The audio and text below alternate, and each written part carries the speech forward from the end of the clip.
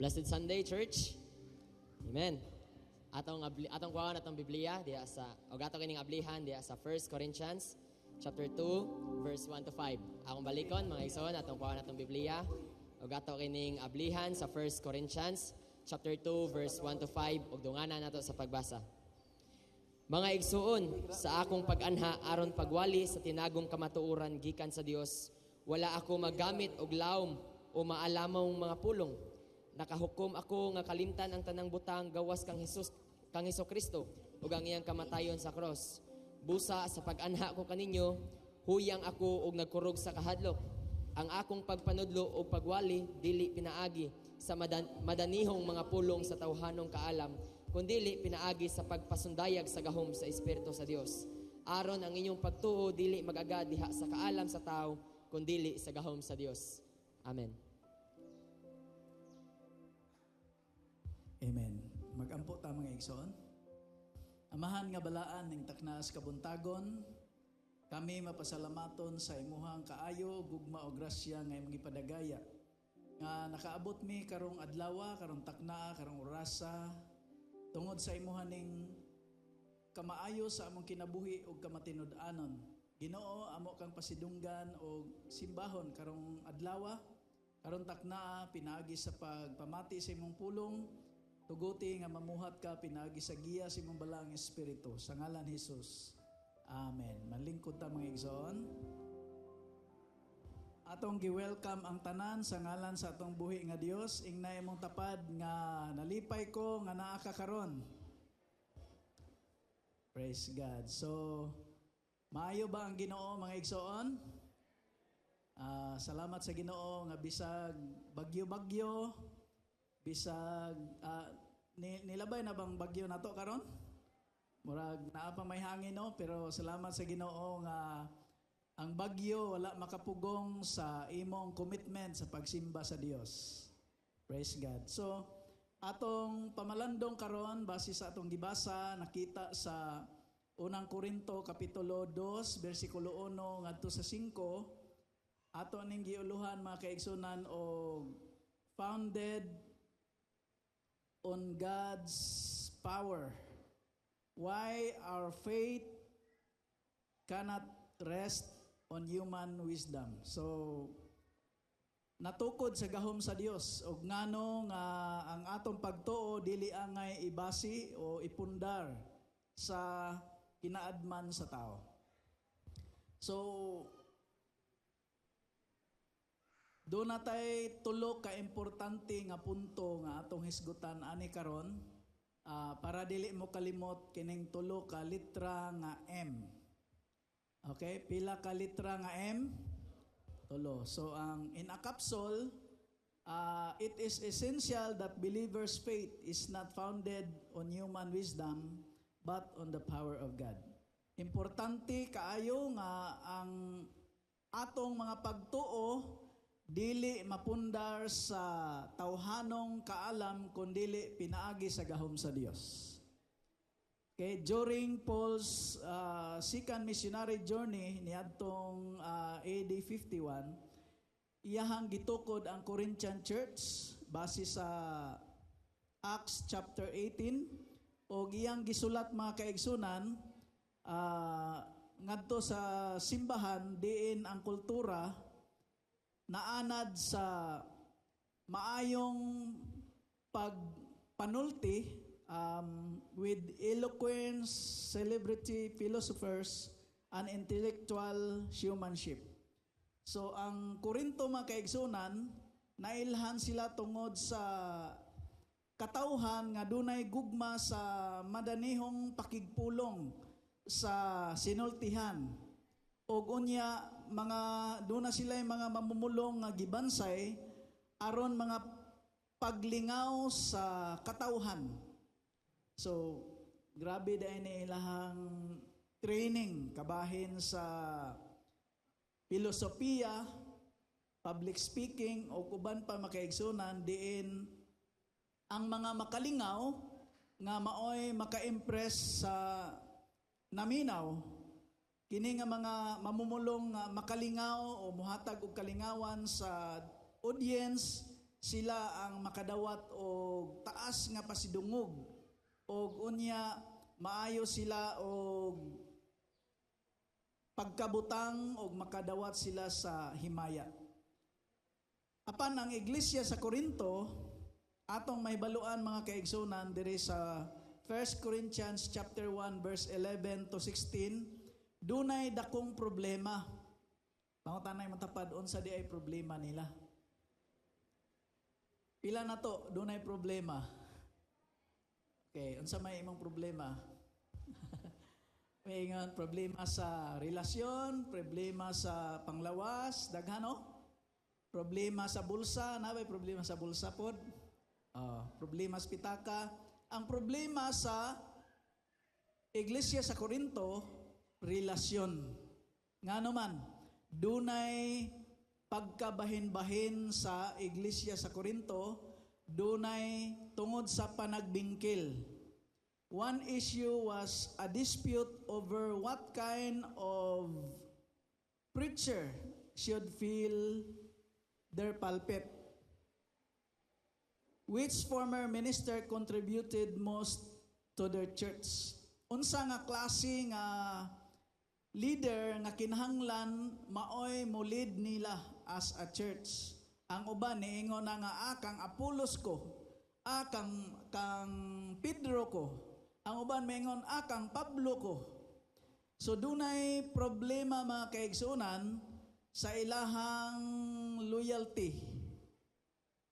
So mao nang ang church, no, the church desperately needed to understand what preaching really is tungod kay nagkinahanglan sila og sakto o tukma nga pagpasabot sa pagproklamar, pagwali sa mensahe sa maayong balita. Tungod kay ang ilang loyalty tua naman sa tao, wala naman ni Kristo Jesus. Mao nang si Apostol Paul nagpahinomdom nila nga sa iyang pagtukod nining maong iglesia dili pinaagi og mga hinashasan nga mga pulong, mga binaid og mga nindot nga pinahanay nga mga pulong, kundili mensahe nga nakasentro kang Ginoong Hesus. Dili sa wala nakasentro sa tawhanon kinaadman. Taliwala sa kahuyangon ni Apostol Paul, nawali niya ang maayong balita uban ang gahom sa Dios. So, ang pangutana mga kaigsunan nga unsaon nato pag mantala aron ang pagtuo sa mga tao mapundar sa gahom sa Dios ug dili sa kinaadman sa tao. So unsa di ay himuon sa mga magtotoo? Atong hinumduman mga kaigsunan nga ang mga magtotoo gitawag aron pagmantala, pagpaambit, pag-share, pagwali sa mensahe sa maayong balita kabahin sa manluluwas nga mao si Kristo Jesus. Pila na to sumusunod og magtotoo ni Kristo. No? Ingna imong tapad nga ikaw gitawag aron magmantala ka sa mensahe sa maayong balita. So, ang unang importante nga punto nga atong mahisgutan mga kaigsunan, God wants us to preach with the right manner. Ang unang letter M, right manner.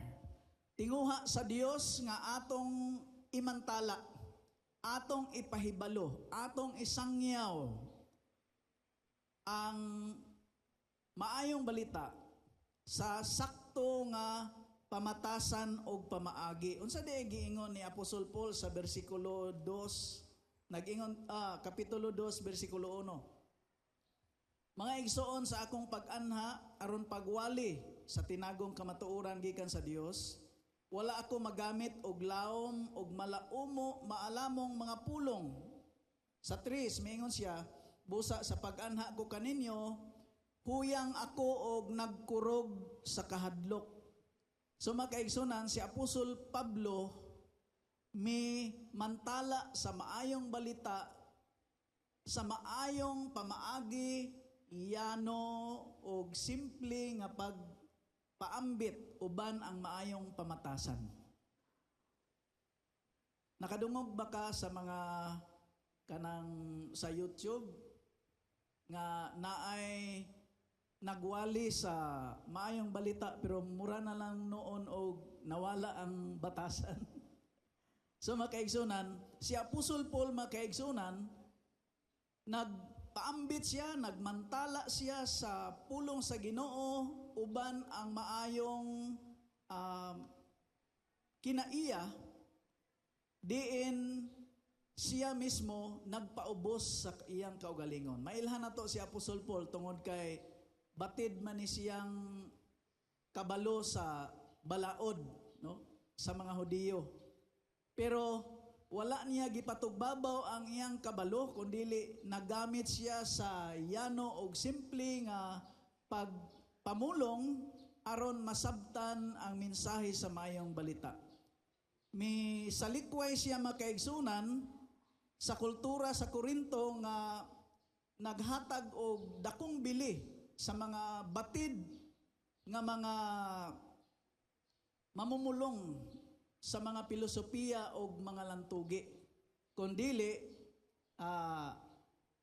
nagpaubos siya. Wala siya magsalig sa kinaadman, sa maayong pamaagi, aron ang tao makonbikto sa iyang pagkasalanan. Kundili, miabot siya nga uban ang kahuyang o kahadlok nga nagpangurog. So Paul came in weakness, fear and trembling. So bisan siya hanas, bisan siya maayo sa balaod, pero sa iyang pagsangyaw paubsanon siya, no? Mingon siya sa Korinto, masabta nato makaigsunan nga si Apostol Paul naapod siya kaluyahon. Pero sa iyang kaluyahon, nakita hinoon niya nga mas nidagaya ang grasya sa Dios. Pila na to perpekto? Nabay perpekto sa kalibutan? Pila na to dunay kaluyahon? Maingog amen. Si Apostol Paul, maingon siya nga, mianhi ako, nagwali ako nga may kaluyahon. So ang iyang kaluyahon, wala punto nakababag niya, aron siya musangyaw. May nga, di lang ko mo sangyaw, di lang ko muwali kay yungit man ko. Di lang ko muwali kay tulorarabay akong ngipon. Basig inignisin ako, ang akong ngipon ray makita. Duha sa ibabaw, usa sa ubos. So, dunay uban makaigsunan nga mas ipatigbabaw nila ang ilahang weakness or ang ilahang kinaadman, mahulog na noon nga maoy nagdominar dili ang gahom sa Dios. Excuse me.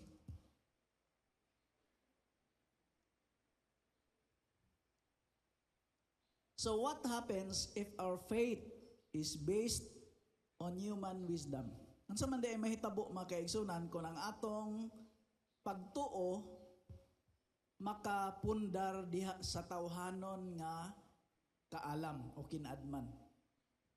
Ang katawhan mas musalig sa namulong kaysa Dios.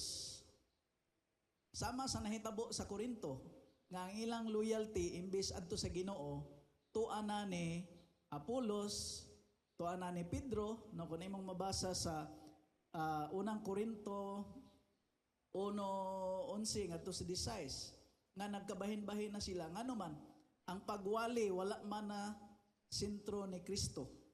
Tuan naman sila naka-appreciate sa kabatid, kahanas, pagkamaayong musaysay, musulti og mulantugi na wala na ang focus kabahin sa pag-ila sa gihimo, dakong gihimo ni Kristo Jesus. Tua na sa magwawali. So ang pagtuo mahimong gabok og dali nang madaot kon mapakyas ang leader. Ug pananglitan loyal na kaayo ang mga tao sa maong leader sa organisasyon niya. Kung makasala ang leader, hagba pud tanan.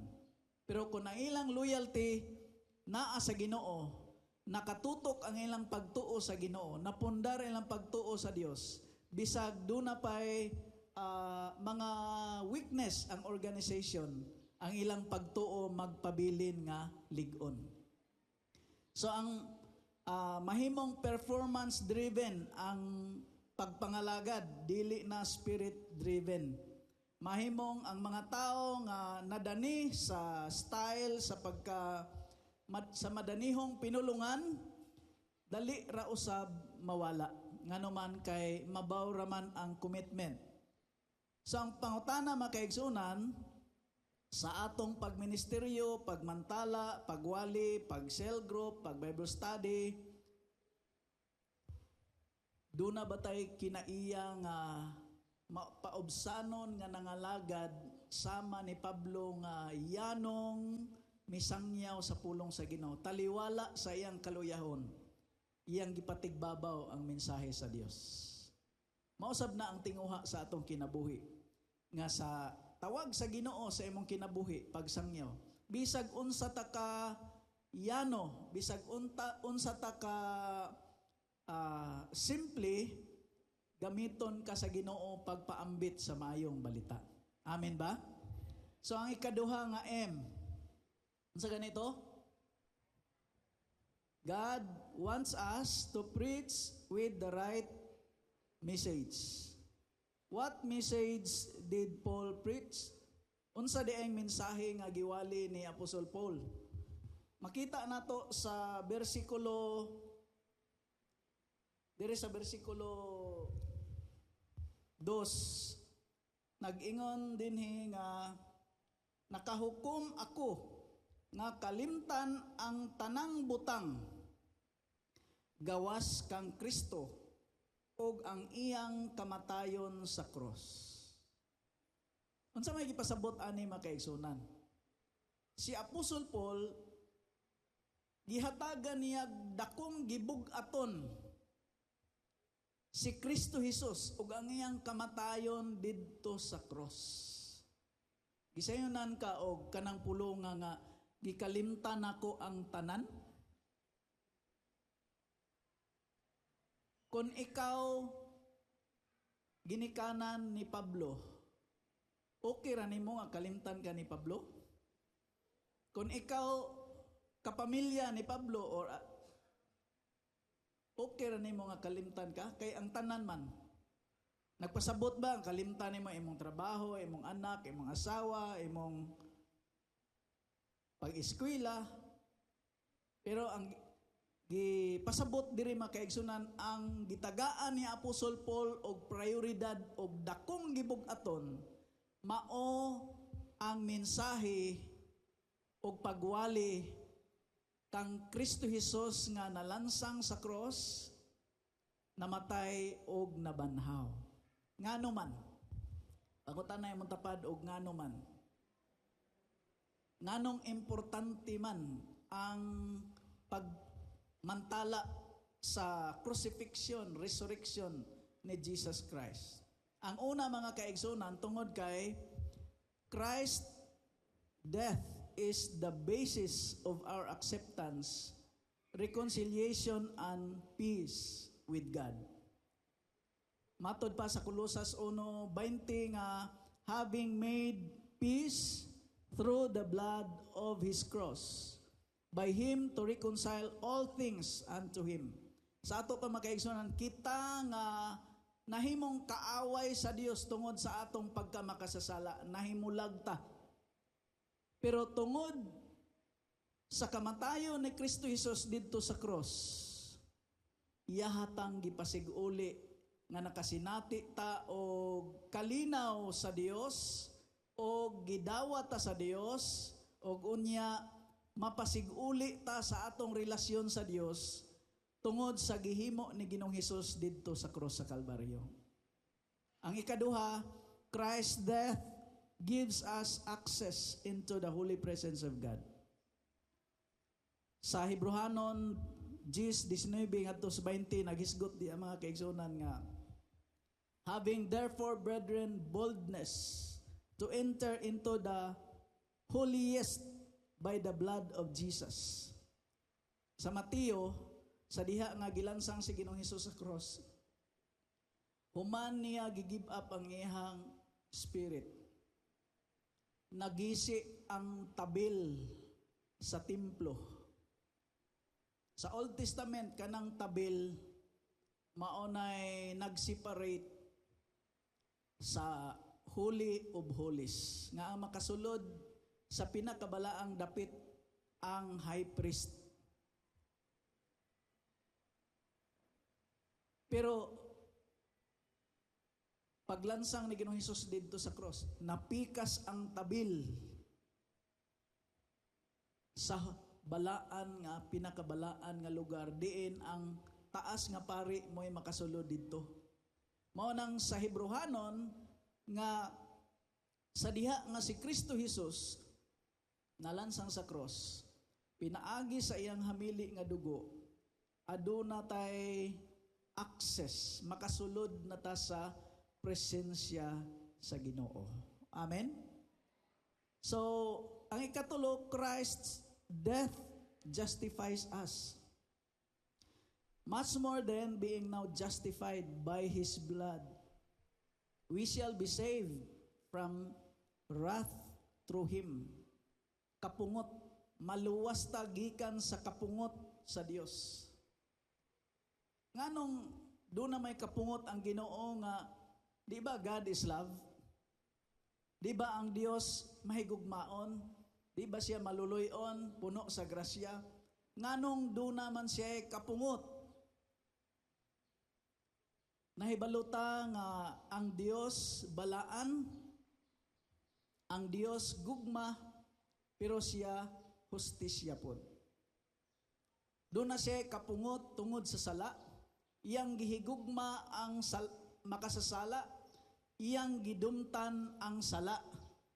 Maunang sa iyang kapungot, kinahanglan og dunay justice mahitabo. Og dunay bayad nga hustisya ang sala. Kay ang bayad sa sala unsa ganito? Kamatayon. Unya ang Roma 3:23, ang tanan nakasala og nahilayo sa Dios. So pila ka buk nakasala?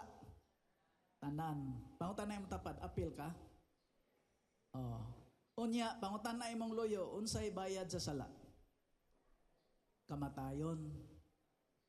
Pero salamat nga dunay justice nga nahitabo. Ang kamatayon ni Jesus Christ didto sa cross, maotoy nahimong hustisya nga accepted sa Dios, nga bayad sa atong kasalanan. Nga imbis ikaw ug ako maoy muadto mo sagubang sa silot, pinaagi sa imong pagtuo ni Kristo Jesus nga maoy ni bayad.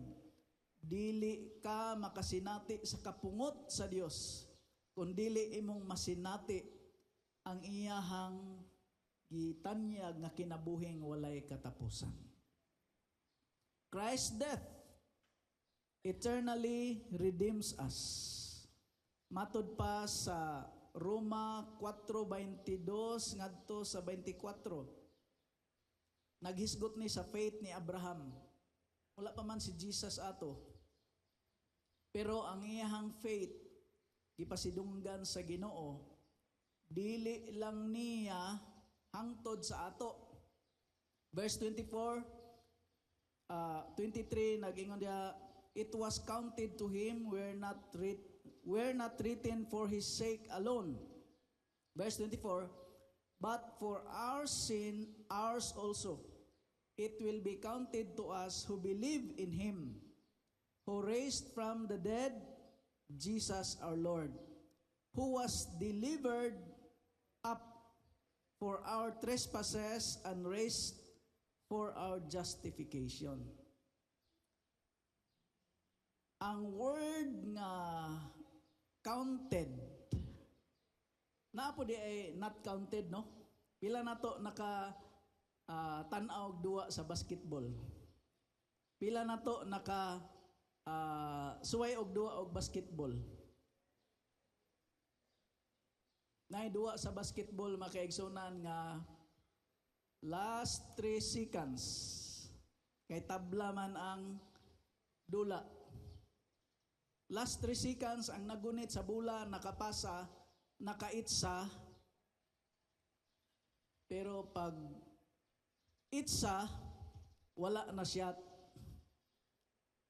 Tabla ang score. Unsa may mahitabo pagkahuman og pito? Tabla. Pero ang nahitabo kay katong team sa nagitsa sa bola na kuan naman na hapit na ma-fouled out ang uban niya, daghan nang na-fouled out. So, kung naay overtime, lupig na gyud sila. Mao nang ang nakatrilling kayo kay pag itsa niyag tris, pag pito, wala masyad. Pero kay na-foul man di ay. So excited na kayo ang mga team sa muitsa. Wala na'y oras, pero naay tulo ka bonus nga itsa. Kung ikaw ato kauban sa team, unsa kay imong bation? No? Murag excited kay no? Maingon siguro kag basta naalay usa ani, daog na gyud kay wa nagoy oras. Pero pag sugod og itsa mga kaigsunan, wala man masyad. So, anapod, pakpak na pod ang katong sa side sa kontra. Pag ikaduhang itsa, wala man gihapon na shot. Nagkaanam o ka-trilling ang dula. Katapusang itsa makaigsunan, naanay nagwarawara dito luyo sa ring. Aron yun madistract ang nag-itsa. Kay aron dili masyad. Pag itsa makaigsunan, ni untol man og taas ang bula. Pag untol, naguntol-untol pa sa ring, unya, nasyat.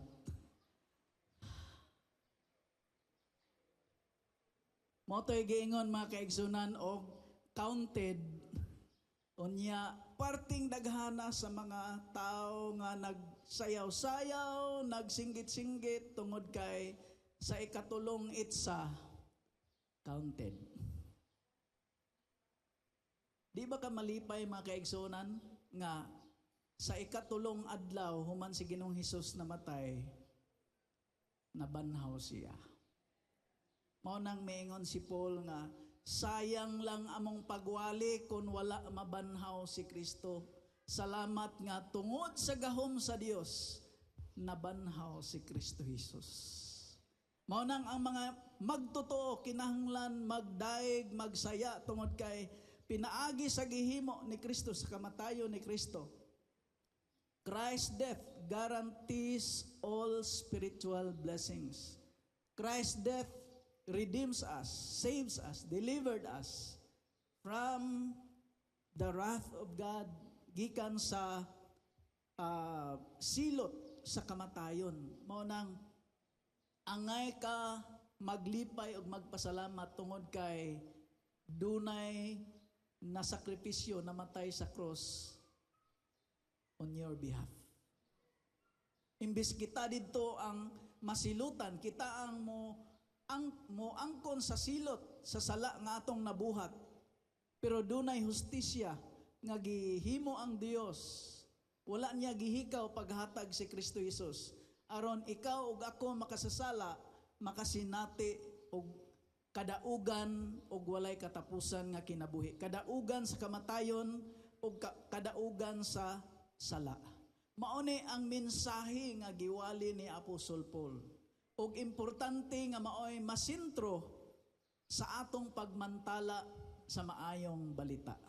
Amen ba mga kaigsunan? So Christ-centered preaching keeps the gospel at the core. Cross-focused preaching reveals the seriousness of sin and the depth of God's love. Unsa may mahitabo mga kaigsunan? Kon ang atong pagwali sa maayong balita nakapundar sa nakapundar diha sa ang atong pagtuo nakabase ni Kristo Jesus. Ang mga magtutuo malig-on og dili maanod sa mga uso sa kalibutan. Tungod kay grounded sila kung dunay mga pagtayog, mga pagsulay mo abot, dili basta-basta silang maluya, madiskurahe tungod kay lig-on ang ilang pagkapundar. Transformation begins from the inside out. Sin is confronted. So ang sala mga kaigsunan, wala tabuni, kundili gi-confront og unya may resulta og paghinolsol. Worship becomes Christ-centered, not human-centered. People grow spiritually, not just intellectually. So therefore, our lives and conversation should focus upon Jesus. Importante nga adlaw-adlaw si Kristo Jesus masintro sa atong kinabuhi. Amen ba?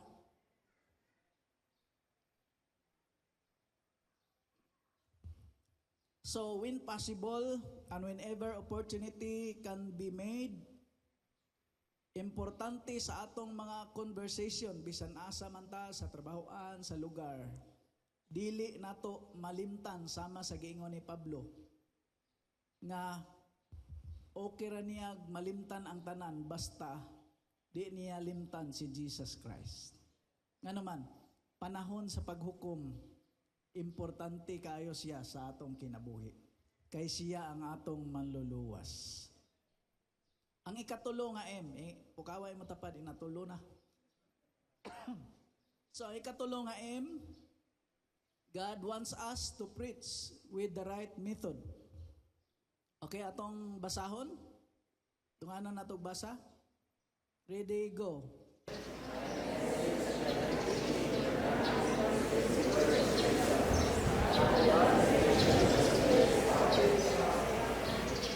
Okay, tinguha sa Dios makaigsunan nga ang atong palapnag sa maayong balita, pinaagi sa maayong pamaagi. Mingon si Apostol Paul nga ang akong mensahe o pagmantala sa maayong balita dili pinaagi sa madanihong pulong, pinaagi sa kinaadman nga tao, kundili pinaagi sa pagpadayag sa gahom sa Dios. Bisag unsa ka simple ikaw ug ako, sama ni Paul, bisag taliwala sa iyang weakness pero nagpagamit siya sa Ginoo, iyang gitugutan ang Holy Spirit nga maoy mamuhat sa yano niyang pulong. Daghang mga makasasala midangop sa Ginoo. Daghang kinabuhi nga yabag nga nangagibag-o sa Ginoo. Daghang mga sama niya kay mingon man siya nga sa akong pag-anha kaninyo sa testimony bahin sa Dios. Si Apostle Paul do na siya testimony. Unsa siya kadautan o giunsa siya sa pagbag-o sa Ginoo. Nasayod ko nga ikaw do na po kay testimony. Amen ba? Makatestify ba ka nga maayo ang Ginoo nimo? Makaingon ba gyud ka sa imong higala nga mao gyud ni ebidensya nga makaingon gyud ko maayo ang Dios sa akong kinabuhi. Simple nga pag-share pero dunay dakong epekto sa kabag-uhan sa kinabuhi. Mao nang naa makaigsunan ang tulo ka tulo ka paagi sa pagpundar sa atong pagtuo diha ni Kristo Jesus. What happens if faith is built on God's power? Unsa may mahitabo?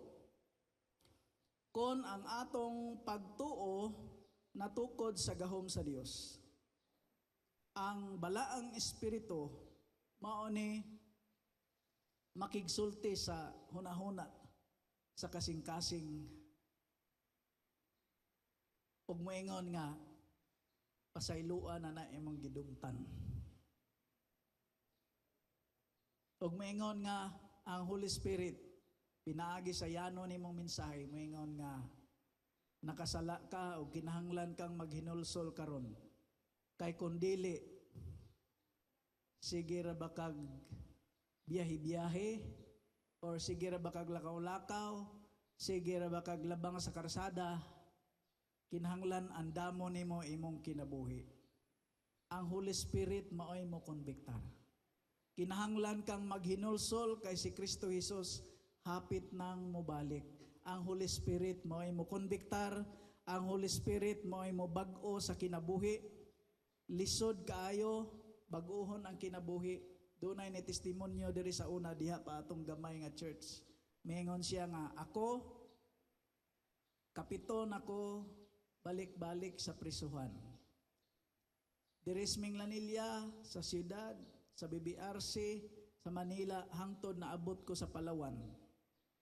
Nganong balik-balik man ko tungod kay bisag kulatahon ko sa pulis, idumbol dire ang punuan sa Armalite, inig kagawas nako,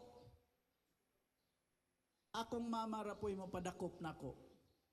Kay ibaligya na mo among pultahan, nako ang pultahan, ang kanang mga gamit sa balay, ibaligya nako, unya inig-abot sa akong mama, wala na'y pultahan among balay. Bisag unsa na lang iyang makita siya yung baligya, mao nang pirmi nang layo ra, mingon siya layo ra nang duha ka adlaw, di ko ipapriso sa akong mama. Kay nahibalo akong mama nga inigawas nako, mangawat na pud ko. Pero usa ka higayon didto sa bilangguan pagbalik nako, dunay ni share nako kabahin ni Kristo Jesus nga bisan unsa ta ka makasasala, iyang gipakamatyan ang atong sala didto sa cross. Gihugasan ang atong sala. Og didto makaigsunan nahibong siya nga mitulo iyang luha. Mingon siya nga ang kulata sa pulis wala makatulo sa akong luha, wala nakabag-o nako, pero ang mensahe sa maayong balita kabahin sa gugma sa Dios. Nga dunay ebidensya ang iyang paghigugma sa pagsakripisyo sa cross. Maoy nakabag-o sa akong kinabuhi. Dito nagsugod makaigsunan ang kabaguan hangtod nga may gawasis bilangguan ug unya mitabang sa atong ministry dire. Pero lang wa lang siya ka padayon dire kay tuan na pud siya sa laing lugar. Pero unsa may buot na pasabot makaigsunan nga ang tinuod nga lig-on nga pagtuo napundar diha sa kinabuhi ni Kristo ug sa gahom sa Dios. Amen ba? So ang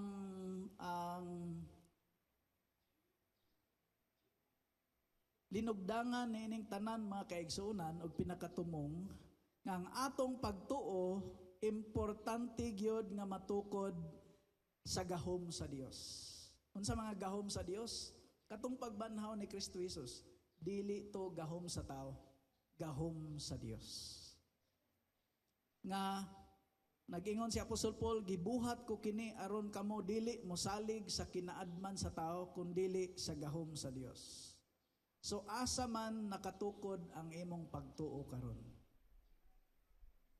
Kung sa building pa, kung dunay mga pagtayog, linog, bagyo, super typhoon, ang kalig-on sa atong tinukod nag-agad sa atong unsa kalig-on atong pundasyon. Sa atong panahon karon gitayog ta perme. Amen ba? Nabati ba nato ang pagtayog? Kalamidad, atong panggoberno gitayog, atong pamilya gilabyan ta sa una, grabe nga pagtayog ang COVID, di ba? Pero bisan pa man sa nagkalain-laing pagtayog, sa umaabot pa nga pagtayog nga wala nato hibaw nga mga kalisdanan. Kung ang imong pagtuo natukod sa tukma nga ligong patukuranan, magpabilin gyud kang tinukod nga ligon sa imong pagtuo. Praise God. Manindog tama kay igsunan. Ang pagtuo nga natukod, faith built on human wisdom collapses. Faith built on God's power endures. Ang pagtuo nga natukod sa kinaadman sa tao magubara, apan ang pagtuo nga natukod sa gahom sa Dios mulungtad.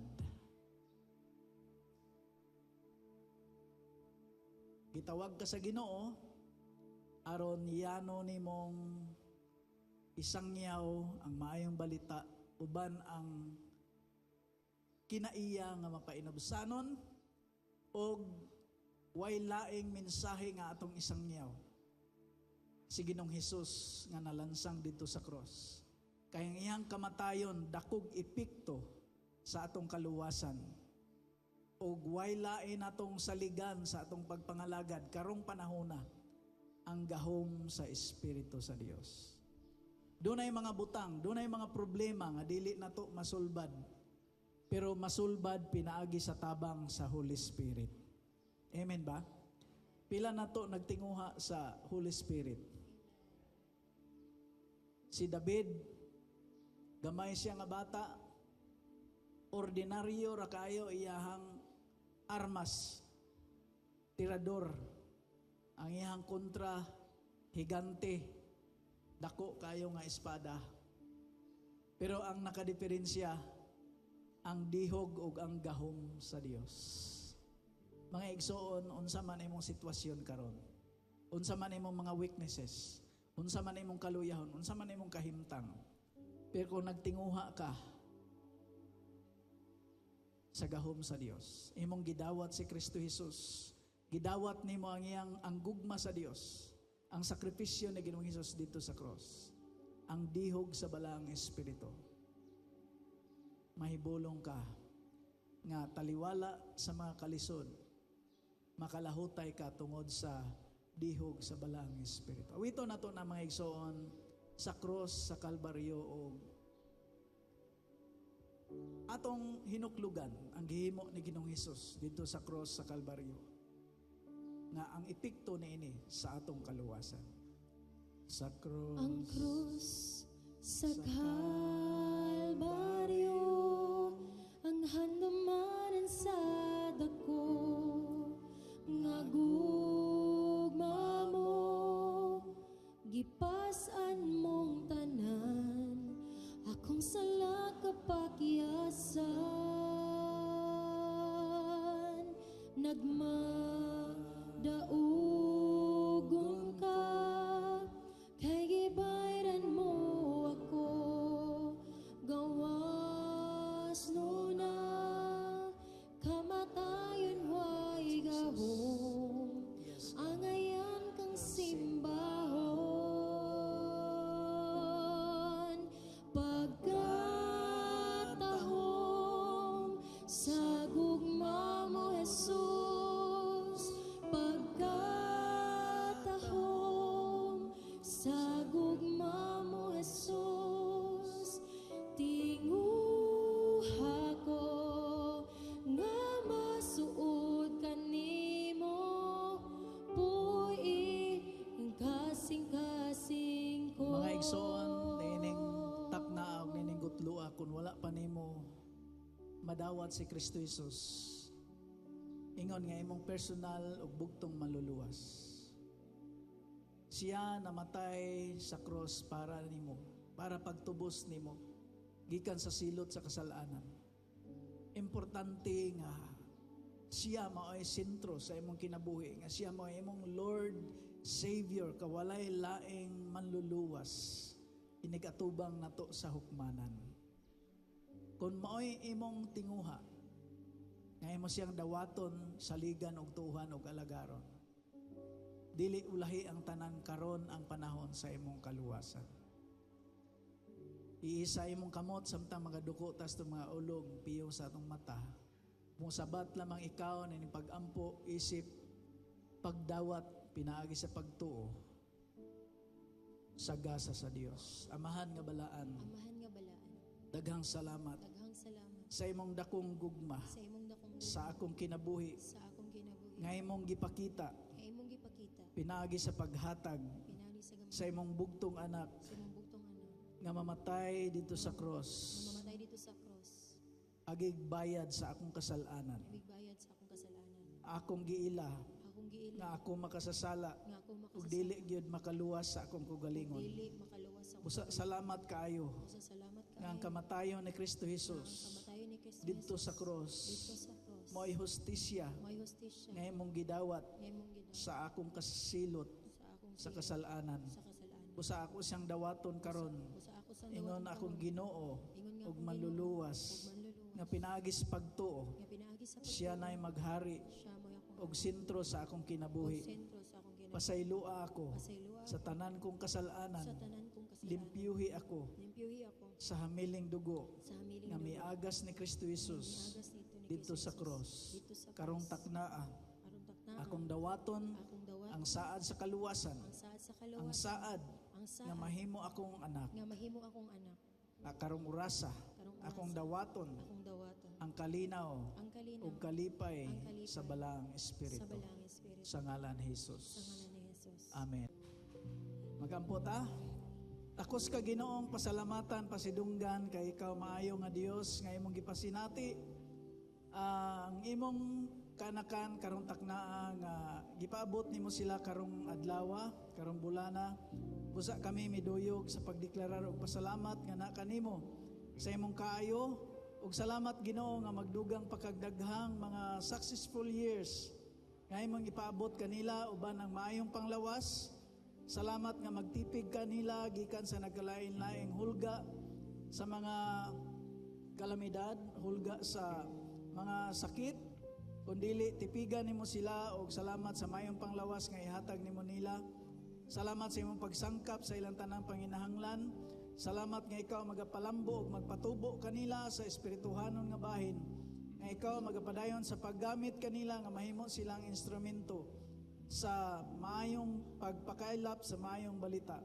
Kami nagiusa pagdeklarar og panalangin, grasya ug gugma diha gikan kanimo ngadto sa ilang pamilya. Sa ngalan ni Ginoong Hesus. Amen. Amen. Amen. Praise God.